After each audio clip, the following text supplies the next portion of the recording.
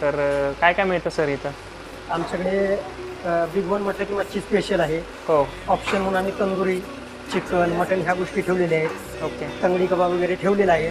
तर actually big one म्हटलं की लोक खास बाहेरून मुंबई, पुणा म्हणजे टुरिझम, इंदापूर या साईडला म्हणजे तुळजापूरला, जेजुरीला, पंढरपूरला जे लोक जातील त्या लोकांना एक मासे विषय खायला. सांगतो की बिग वनला म्हटलं की मच्छी थांबतात खायचं. मासे आता खायला. मच्छी म्हणजे ही आमच्याकडे अशी मसाला मच्छी बनते. बरोबर. हा त्याचा कलर वगैरे बघा कसलं जबरदस्त आहे. असे आणि उजनी मधले मासे आहेत. मध्ये मासे आहेत. हा. चिलापी मासा आहे हा. हो.